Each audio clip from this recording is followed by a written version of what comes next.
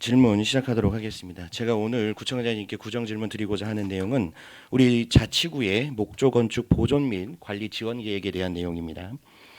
종로구는 목조 건축에 대한 지대한 관심을 가지고 선도적으로 지금 목조 건축에 대한 여러 계획을 수립하고 있는 것으로 알고 있습니다. 특히 청장님께서는 이번에 목조 건축 활성화 기본 계획을 이제 임기를 시작하시면서 수립을 하셨고 적극적으로 구정에 반영하고자 노력하고 계신데 특별한 이유가 있으신지가 좀 궁금합니다.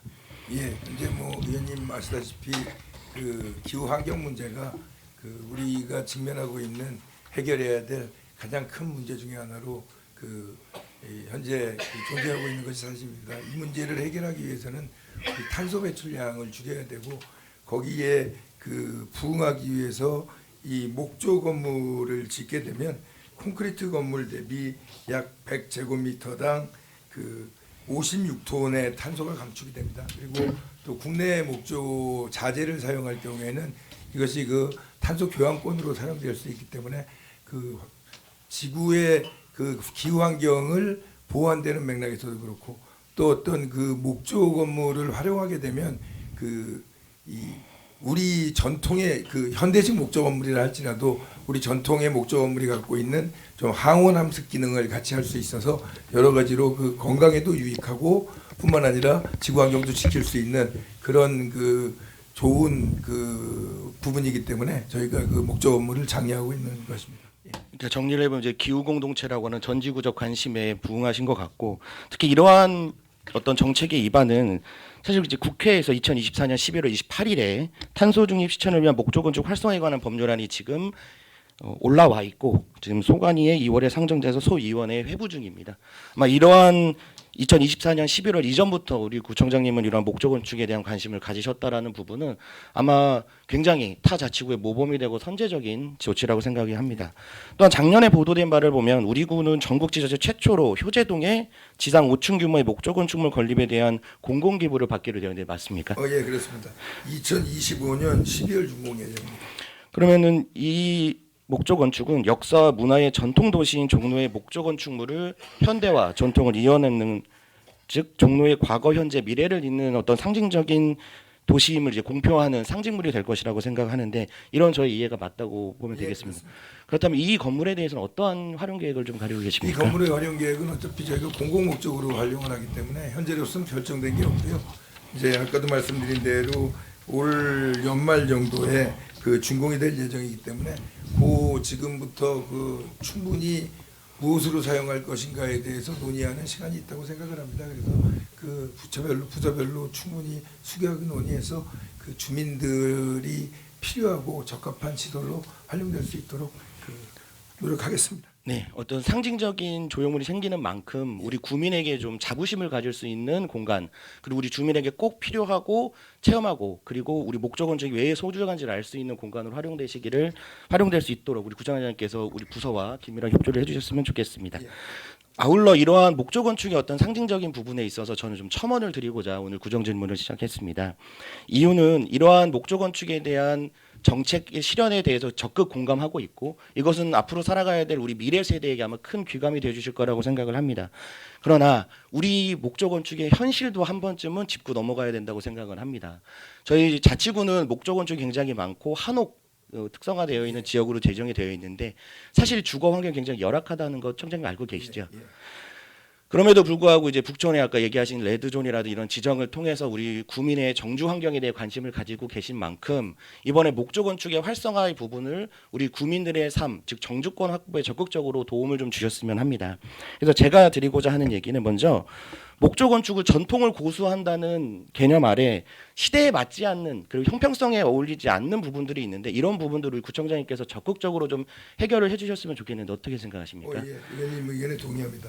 저희가 지금 현재 이 목조 건물을 장려하기 위해서 신용동 노후 저층 주거지 정비구역에 건축 특례구역, 리모델링 활성화 구역을 지정해서 목조 건물을 건축 시에는 인센티브를 적용할 수 있도록 우리 상반기 중에 정비 계획을 변경 고시하고 디자인 가이드라인을 공개할 예정입니다. 또 우리 구는 지구단위 계획 지침 정비 시에도 목조 건물에 대한 인센티브를 적용할 예정인데요.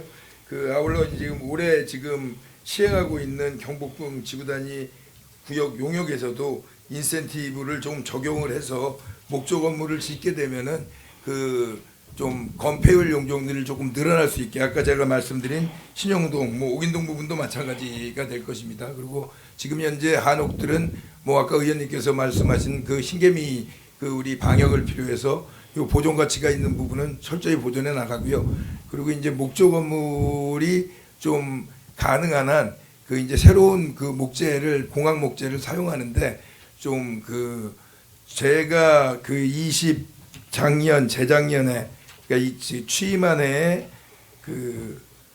2022년 11월 11일 날 영국의 블랙앤화이트 빌딩이라고 7층짜리 목조 건물을 짓는 현장에 갔었습니다. 근데 거기 이제 현장 건축소장이랑 이야기를 하는데 지하 1층, 지상 6층짜리 7층짜리 건물을 짓는데 4명이 구조를 만들었답니다.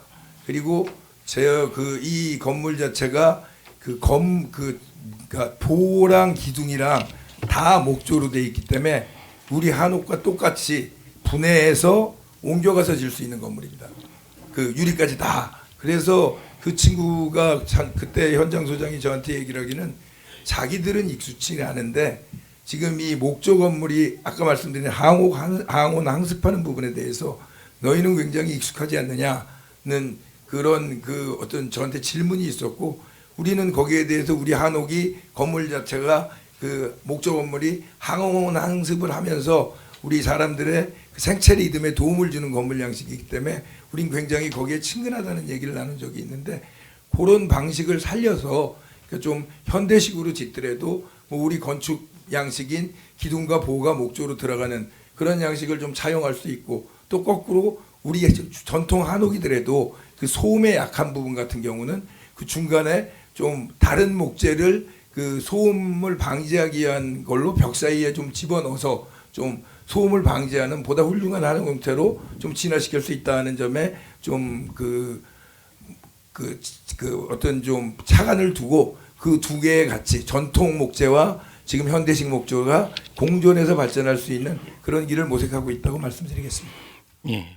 그러한 이제 여러 가지 노력들이 실질적으로 우리 구민들이 느끼는 삶의 예. 질의 향상으로 이어져야 되는데 예. 그런 부분에서 저는 이번에 만들어 주신 어떤 계획들이 매뉴얼화가 되고 예. 그 메뉴가 정말 우리 이 지역에 사는 구민들에게 전달될 수 있도록 우리 예. 구청장님께서 세심하게 챙겨주셨으면 좋겠다는 예. 이야기를 예. 드리고 싶습니다. 예. 그리고 아울러 종로구청에서 주관하셨던 어떤 기후변화 세미나든지 여기서도 산림청에서 방문을 했을 때 산림청에서는 지금 4층짜리 목조 건물을 이미 지어봤고 예. 예. 그거에 대해서 여러 가지 목재의 어떤 약품 처리라든지 항원 항습이 충분히 좀 가능하다는 이야기들이 를 들었습니다. 아마 구청장님 그 자리에 계셨을 텐데요.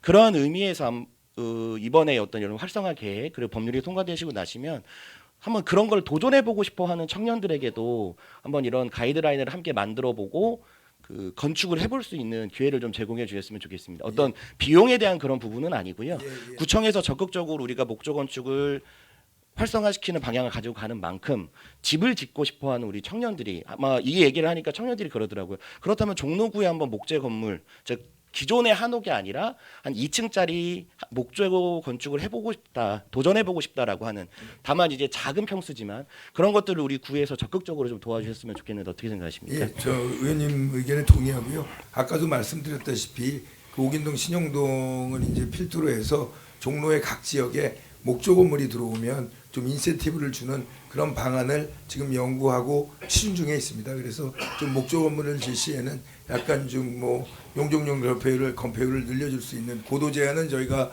고도 제한에 걸려 있어서 어쩔 수 없다 치더라도 그걸 공로 전 지역에 할 수 있도록 지금 추진 중에 있고요. 그리고 그 의원님께서 지금 현재 우리 목조 건물은 사실은 국내에서 지금 12층까지 지금 우리 지금 목조로 질 수가 있습니다. 이게 내화 구조용 목재가 5층에서 12층까지는 2시간을 버티면 12층까지 건물까지 질 수 있기 때문에 현재 지어진 건물이 없어서 그렇지 국내법상으로도 그렇고 국내 기술로도 그렇고 12층까지는 올라갈 수 있고요. 13층 이상은 3시간 내화 구조용 목재가 필요한데 이것인 경우에는 유럽이나 기타 다른 나라 등에서는 3시간 이상 목재들이 지금 현재 그 개발이 돼서 활용되고 있는 것으로 알고 있습니다. 그래서 저희가 종로가 지금 의원님 말씀하신 그 어떤 그 저층 주택이 약간 그 우리의 전통 주택의 그 목조의 그 어떤 장점을 다 살리면서도 또 거기다 플러스 알파로 약간 거기 필요한 단점을 그 좀 보완해서 그 우리가 좀 이렇게 좀 그 업그레이드된 좀 진화된 그런 좀 목조 그 주택을 짓는 것으로부터 시작해서 약간 고층 건물까지도 좀 이 종로가 어떤 지구의 기후 변화에 대응하기 위한 또 그다음에 우리 인간의 삶의 질을 높여주기 위한 그런 적극적인 건축 행위를 하고 있다는 것을 그 뭐 바깥에 알리는 것은 좀 그렇지만 하여튼 그리하도록 열심히 노력하도록 하겠습니다. 네, 무엇보다 중요한 거는 그렇다면 기존에 사시는 주민분들도 참 소중한 분들입니다. 예, 예. 그래서 기존에 사시고 지금 목조건축 한옥에 사시는 분들을 위한 세심한 정책도 함께 좀 펼쳐나가 주시면 좋겠고요. 예. 아까 얘기한 듯이 그런 의미에서 계속적으로 이제 흰개미 방제라든지 기후 변화에 따른 다양한 정책을 수립하고 계시고 실행하고 계신데 올 한 해도 그런 것들이 적극적으로 추진될 수 있도록 많은 그 협조와 노력을 좀 부탁드립니다. 예, 알겠습니다. 아울러 저희 의회에서도 이런 목조 건축의 활성화에 대해서는 많은 관심을 가지고 함께 머리를 맞대서 노력하도록 하겠습니다. 예. 예, 이상으로 구정질을 마치겠습니다. 예.